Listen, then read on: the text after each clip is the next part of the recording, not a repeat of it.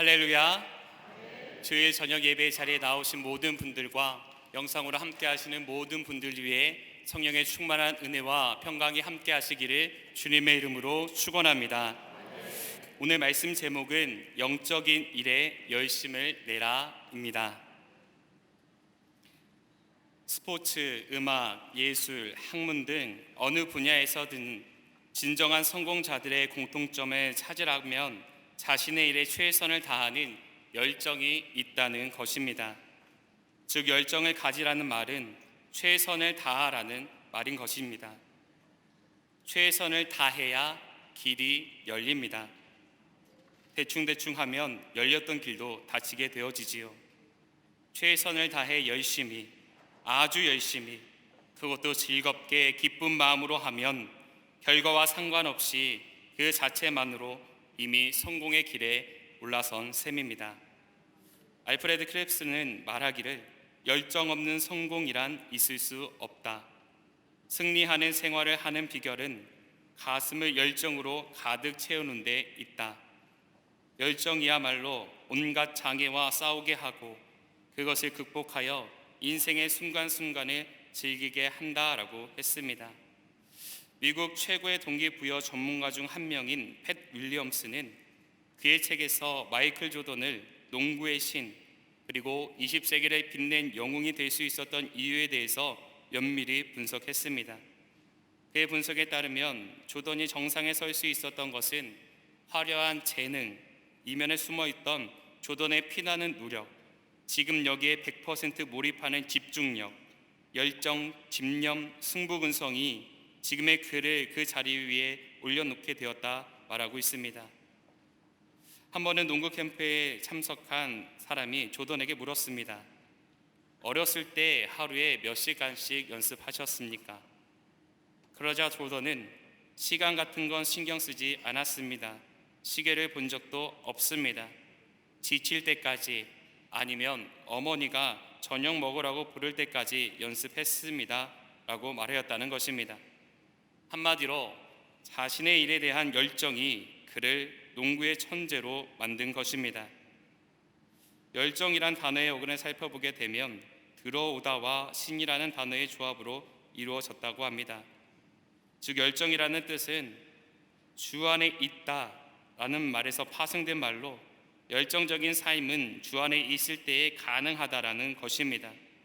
다시 말해 열정은 하나님이 우리 안에 들어오심으로 하나님에 대한 열심을 가지고 살게 된다는 것을 의미합니다. 사랑하는 여러분, 저와 여러분에게 이러한 뜨거운 열정이 있기를 간절히 축원합니다. 특별히 하나님을 향한 뜨거운 열정이 저와 여러분의 것이 되기를 다시 한번 주님의 이름으로 축원합니다. 그렇다면 우리가 다시금 뜨거운 열정을 갖고 하나님께서 맡기신 사명을 감당하기 위해서는 어떠한 것들부터 준비되어야 하는 걸까요?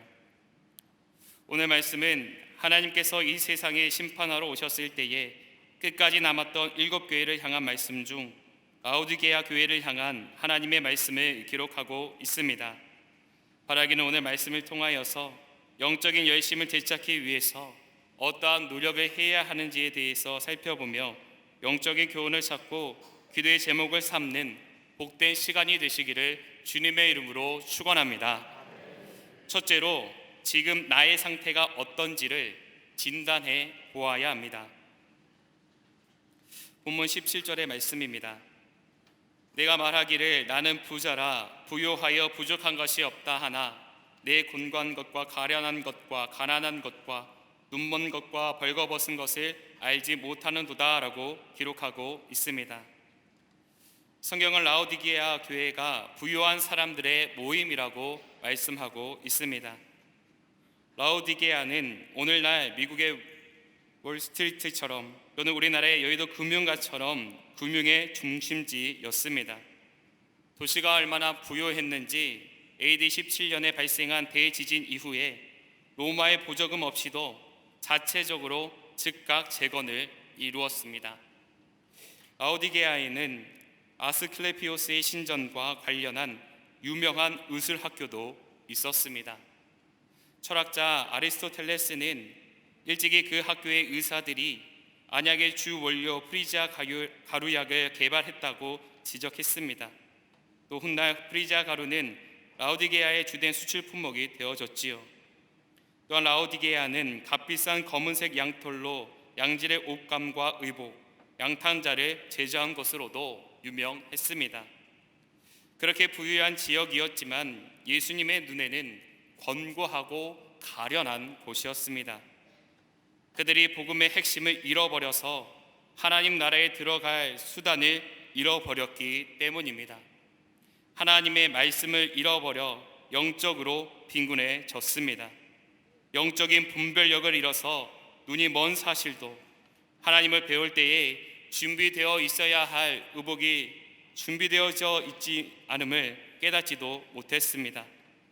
다시 말해 라오디게아 교회는 그들이 가지고 있는 재물과 능력을 의지하고 있었기 때문에 정작 그들에게 필요한 것들이 무엇인지, 무엇이 결핍되어 있는지 바라볼 수 없었던 것입니다. 성경은 이들의 삶의 기준에 대해서 본문 17절 상반절에서 이렇게 말씀합니다. 내가 말하기를 나는 부자라 부유하여 부족한 것이 없다 하나라고 말씀하고 있습니다. 이들의 삶의 기준은 하나님이 아니라 재물과 재화였던 것입니다. 하나님께서 우리에게 맡기신 지상 대명령을 지키는 일을 잊어버린 것이지요. 우리가 잘 알고 있는 것처럼 교회는 다양한 역할과 기능을 담당해야 합니다. 첫째로 하나님께 예배를 드리는 공동체의 사명을 감당해야 합니다. 둘째로 예수님의 십자가의 부활을 전파하고 가르치는 곳이어야 합니다. 셋째로 하나님의 말씀을 배우고 확신한 그 일에 거하게 하며 하나님의 사람으로 성숙하고 완전하게 될 수 있도록 힘쓰는 곳이어야 합니다. 넷째로 예수님께서 잡히시던 날 밤에 제자들의 발을 씻겨 주셨던 것처럼 서로의 죄를 용서하여 주고 씻어주는 곳이어야 합니다. 다섯째로 교회는 그리스도를 본받아 살 수 있도록 양육하며 사랑의 교제를 이루는 것이어야 합니다. 그러나 지금의 라오디게아 교회는 이런 일에 힘쓰기보다 세상이 주는 안락함과 평안함으로 지금의 상황과 형편에 안주하는 삶을 살았던 것입니다. 그래서 오늘 본문 15절과 16절에서 내가 내 행위를 아노니 내가 차지도 아니하고 뜨겁지도 아니하도다. 내가 차든지 뜨겁든지 하기를 원하노라. 내가 이같이 미지근하여 뜨겁지도 아니하고 차지도 아니하니 내 입에서 너를 토하여 버리라 하신 무서운 말씀을 들은 것입니다. 라오디게아 교회가 하나님께서 맡기신 일을 감당할 수 있음에 만족하기보다 그들이 가진 부와 권력에 만족하였다고 성경은 말씀하고 있습니다. 하나님께서 맡기신 일들을 소중히 여기고 그 사명을 감당하기 위해 힘쓰지 못했다는 것입니다. 그러므로 우리는 영적으로 민감해져야 합니다. 영적으로 하나님과 가까워질 수 있도록 노력해야 합니다. 사랑하는 여러분, 우리가 라오디게아 교회처럼 책망을 받지 않기 위해서는 하나님과 바른 관계를 맺고 있는지를 점검해 보아야 하는 줄로 믿습니다. 하나님과 바른 관계를 맺기 위해서는 하나님께서 우리에게 원하시는 것이 무엇인지 먼저 알아야 합니다. 신명기 6장 4절로 5절의 말씀과 또 마가복음 12장 29절 31절에서는 이렇게 기록합니다. 먼저 신명기 6장 4절로 5절입니다. 이스라엘아 들으라. 우리 하나님 여호와는 오직 유일한 여호와이시니 너는 마음을 다하고 뜻을 다하고 힘을 다하여 네 하나님 여호와를 사랑하라 라고 말씀하셨습니다. 또 마가복음 12장 29절 31절에서는 예수께서 대답하시되 첫째는 이것이니 이스라엘아 들으라. 주 곧 우리 하나님은 유일한 주시라. 네 마음을 다하고 목숨을 다하고 뜻을 다하고 힘을 다하여 주 너의 하나님을 사랑하라 하신 것이요. 둘째는 이것이니 내 이웃을 내 자신과 같이 사랑하라 하신 것이라. 이보다 더 큰 계명이 없느니라 라고 말씀해 주셨습니다. 즉 하나님을 사랑하는 우리의 마음이 식어져 있는지, 하나님 사랑과 이웃 사랑을 실천하기 위해 힘쓰고 있는지를 돌아보고 그 자리로 회복하기 위해 힘쓰는 것이 필요하다라는 것입니다. 사랑하는 여러분, 하나님과의 바른 관계는 우리가 하나님을 사랑하고 우리의 이웃들을 사랑할 때 세워질 수 있습니다. 바라기는 하나님 사랑과 이웃 사랑을 실천하심을 통하여서 하나님께서 우리에게 예비하신 축복과 은혜를 누리시게 되기를 주님의 이름으로 축원합니다. 둘째로, 영적으로 무디게 만드는 것들로부터 벗어나야 합니다. 오늘 본문 17절로 18절입니다. 내가 말하기를 나는 부자라 부요하여 부족한 것이 없다 하나 내 곤고한 것과 가련한 것과 가난한 것과 눈먼 것과 벌거벗은 것을 알지 못하는도다. 내가 너를 권하노니 내게서 불로 연단한 금을 사서 부요하게 하고 흰옷을 사서 입어 벌거벗은 수치를 보이지 않게 하고 안약을 사서 눈에 발라보게 하라라고 말씀하고 있습니다. 라오디게아 교회가 책망을 받을 수밖에 없었던 것은 이들이 사모하는 것이 하나님의 나라와 영광이 아니라 풍요함을 사모하였기 때문입니다. 라오디게아 교회는 겉으로는 풍요롭고 부유한 교회였습니다. 미지근한 생활을 하면서 세상과 타협하였기에 부를 추척할 수 있었던 것입니다. 그러면서 자신들이 이렇게 부유한 삶을 살아갈 수 있게 된 것이 하나님께 충성된 자에게 주시는 상급이라 생각하며 신앙생활을 이어갔습니다. 그러나 실상은 영적으로 가난했고 눈은 멀었고 헐벗은 상태였습니다. 문제는 이러한 사실에 대해서 이들이 아무런 자각이 없었다는 것입니다. 영적으로 묻어진 상황이었습니다. 내가 하고 있는 것이 잘못된 일인지 잘하고 있는 것인지 분별할 수 있는 능력이 사라져 버렸습니다. 그렇다 보니 자신들의 행실에 대해서 자정 능력을 상실해 버린 것입니다.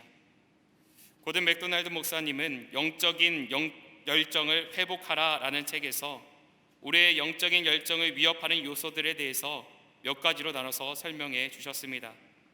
첫 번째로 영적으로 고갈된 상태를 말합니다.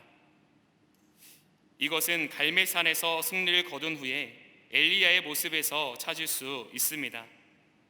엘리야는 갈멜산에서 바알 선지자들과 생명을 거는 혈투를 벌입니다. 그의 모든 에너지와 힘을 모두 쏟아 붓습니다. 그러고 나니 모든 에너지가 고갈되어 버립니다. 바로 이때 이세벨이 너를 잡으러 간다 하는 말을 전해 듣게 됩니다. 너무도 지쳐 있었기에 엘리야는 이세벨의 말을 들었고 믿었고 앞으로의 전망을 잃은 채 그 나라를 떠나 광야로 도망했던 것입니다. 어떤 큰 일을 겪은 후에 우리는 영적인 고갈을 느낄 수 있습니다. 연예인들은 많은 군중들 앞에서 많은 박수를 받은 후 숙소에 들어오게 되면 고갈의 상태를 느낀다고 합니다. 우리도 그럴 수 있습니다. 어떤 인간관계의 문제로 영적인 전투를 하다가 이것이 어느 정도 해결이 되면 오히려 고갈된 상태를 느낄 수가 있습니다. 어떤 것을 놓고 열심히 기도했는데 문제 해결 후에 오히려 허탈감과 허전함 같은 것을 느낄 수가 있습니다. 고갈 상태에 있는 사람들은 사실이 아님에도 불구하고 자신의 감정에 푹 빠져 헤어나오지 못합니다. 자기 회의, 자기 부정이 강하게 자리 잡게 됩니다.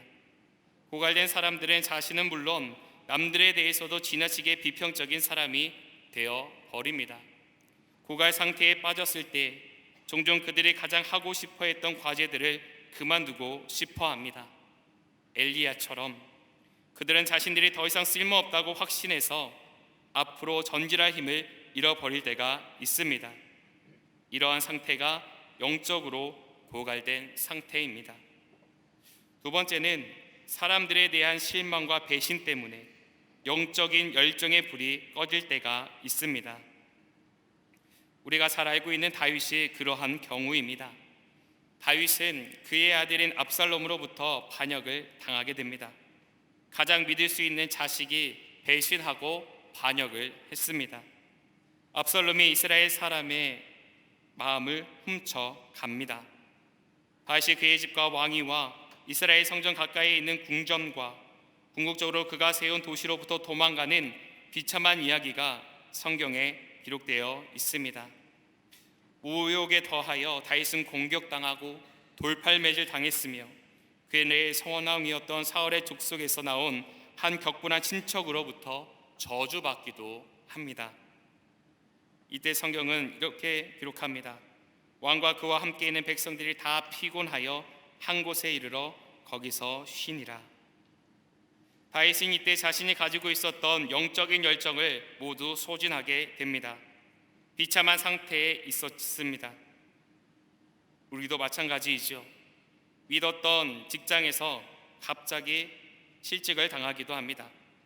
믿었던 사람들에게 깊은 배신을 당하기도 합니다. 사랑을 베푼 사람에게 오히려 상처를 받게 되기도 합니다. 가장 신뢰했던 사람에게 모욕을 당하기도 합니다. 이처럼 사람들과의 관계성에서 찾아오는 어려움들로 인하여서 영적인 열정의 불이 꺼질 때가 우리에게 있음을 알 수 있습니다. 세 번째는 낙심할 때 영적인 열정을 잃게 됩니다. 낙심은 내가 기대했던 것이 이루어지지 않았을 때 찾아오게 됩니다. 내가 소원했던 것이 이루어지지 않았을 때 만나게 됩니다. 어떤 것에 대해서 실망하게 될 때에 다가옵니다. 12 제자들이 예수님이 잡혀가는 모습을 보고 실망했지요. 낙심했습니다. 그래서 베드로의 경우도 예수님을 부인하기도 했습니다.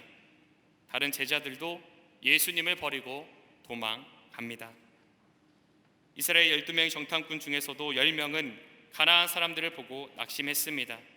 도저히 자신들이 감당할 수 없다고 생각했습니다. 그래서 열정을 잃어버렸습니다. 이렇게 낙담이 우리의 영적인 열정을 빼앗아갑니다. 이처럼 우리를 낙심하게 만들고 우리의 열정을 꺼트리는 것들이 얼마나 많이 있는지 모릅니다. 그러나 중요한 것은 우리가 이러한 것들과 같은 상황에 처하게 되었을 때에 빨리 돌이키는 것입니다. 우리를 실망하게 만들고 지치게 만들고 포기하게 만드는 것들로부터 돌아서서 다시금 하나님께 나아가야 합니다. 사랑하는 여러분, 주의 일을 감당하면서 지치셨다면, 사람들로부터 상처를 받으셨다면, 꿈이 좌절되어 낙심되는 상황을 마주하시게 되었다면 이것이 나를 무디게 하는 상황임을 인지하시고 더욱더 하나님과의 영적인 관계를 이뤄가시는 저와 여러분이 되시기를 주님의 이름으로 축원합니다. 우리가 이러한 삶을 살아가기 위해 힘쓰게 될 때에 로마서 5장 3절로 4절에서 환난은 인내를, 인내는 연단을, 연단은 소망을 이루는 줄 알미로다 하신 그 말씀이 이루어지시는 것을 경험하게 될 줄로 믿습니다. 끝으로 열심을 내어 노력하고 회개해야 합니다. 본문 19절입니다. 물은 내가 사랑하는 자를 책망하여 징계하노니 그러므로 내가 열심을 내라 회개하라 라고 말씀하고 있습니다. 영적으로 무뎌진 라오디게아 교회를 향해서 열심을 내어 노력하고 회개해야 한다는 것입니다. 라오디게아의 교회에 있어서 최우선의 과제는 다른 것이 아니었습니다. 먼저 회개하는 것이었습니다. 하나님께서 맡기신 일들을 감당하기 위해서 가장 선행되어야 하는 것이 있는데 그것이 바로 내가 죄인이라는 사실을 고백하며 회개하는 것입니다. 하나님의 일은 성령을 받은 사람들만이 할 수 있습니다. 그런데 성령을 받기 위해서는 죄를 자백하고 하나님의 용서를 받은 사람만이 가능합니다. 그래서 열심을 내어 노력하고 회개해야 한다. 오늘 성경을 말씀해주고 계신 것입니다. 이처럼 철저한 회개를 해야 한다고 말씀하신 이면에는 라오디게아 교회에 진정으로 자신의 삶에 대해서 회개하는 사람이 없었음을 뜻합니다. 회개하는 사람이 있다 할지라도 열심히 최선을 다해서 회개하는 사람이 없었다는 것입니다. 주님께서 책망하신 대로 이들은 미지근한 사람들이었습니다. 하나님을 향한 뜨거운 마음이 식은 사람들입니다. 그래서 이들을 향해 열심을 내어 회개하라 라고 말씀하신 것입니다. 성경에 보면 열심을 내어 회개하였던 사람들의 모습을 기록하고 있습니다. 그 대표적인 예가 바로 욥입니다. 당대의 의인으로 인정받았던 욥이었습니다. 그런 욥에게도 이유 모를 환난이 계속해서 찾아옵니다. 재산도, 가족도, 건강도 모두 잃어버리게 됩니다. 모든 것들을 빼앗기고 포기하고 싶은 마음이 찾아옵니다. 그때 하나님께서는 욥을 찾아오셔서 하나님이 어떠한 분이신지에 대해서 설명해 주십니다. 욥은 이러한 하나님의 가르치심에 이렇게 고백합니다. 욥기 42장 6절입니다. 내가 스스로 거두어드리고 뒷길과 제 가운데에서 회개하나이다. 욥은 겸손하고 진실하게 회개합니다. 다윗도 역시 그러했습니다. 바세바 사건 후 죄를 깨닫게 되었을 때에 시편 51편에서 1절로 12절에서 이렇게 회개합니다. 나를 주 앞에서 쫓아내지 마시며 주의 성령을 내게서 거두지 마소서. 주의 구원의 즐거움을 내게 회복시켜 주시고 자원하는 심령을 주사 나를 붙드소서라고 하나님 앞에 자백합니다. 이러한 자백은 하나님 보시기에 열심을 내는 회개였고, 이로 인해 하나님께서는 그의 죄를 사하셔서 생명을 잃지 않게 하셨습니다. 사랑하는 여러분, 하나님께서는 열심을 내어 노력하고 회개하는 이들을 용서해 주십니다. 또 더욱 크신 은혜와 평강으로 붙잡아 주시는 그 분이 바로 우리 하나님이신 줄로 믿습니다. 리처드 백스터는 그의 책 회개했는가에서 회개하지 않는 사람들을 향해 이렇게 권면합니다. 하나님께서는 모든 준비를 끝마치셨다. 그리스도께서도 십자가 희생으로 모든 준비를 끝마치셨다.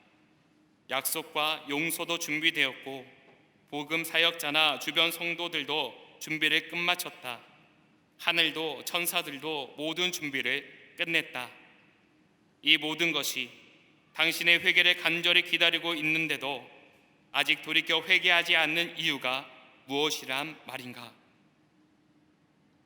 하나님께서는 이미 우리를 용서하시기로 작정하였으니 우리가 우리의 죄에 대해서 자백하기만 한다면 용서와 언약을 통해 새롭게 하시는 은총을 누릴 수 있다는 것입니다. 그러므로 우리는 먼저 회개의 자리에 들어서야 합니다. 우리가 이 땅에 살면서 하나님보다 우선하였던 것들에 대해 먼저 회개해야 합니다. 우리가 이 일에 최선을 다해 회개로 나아가게 될 때에 우리는 비로소 하나님의 완전한 용서와 언약의 말씀을 통해 새롭게 거듭나게 되는 것입니다. 바라기는 하나님보다 우선하였던 우리의 삶의 부분들이 있었는지 살펴보시는 가운데에 죄악된 길에서 돌이키셔서 하나님께서 예비하신 죄 사함의 은총과 위로를 받아 누리시는 저와 여러분의 삶이 되시기를 주님의 이름으로 축원합니다. 함께 기도하겠습니다. 은혜의 하나님, 은혜의 자리로 우리를 인도하여 주시고 말씀을 통해 영적인 일에 열심을 내기로 결단케 하여 주시니 감사를 드립니다. 영적인 일에 최선을 다하는 우리가 되게 하여 주시어서 하나님으로부터 칭찬받는 우리 모두가 되게 하여 주시옵소서. 주님 사랑에 감사드리오며 우리 주 예수 그리스도의 이름으로 기도하옵나이다. 아멘.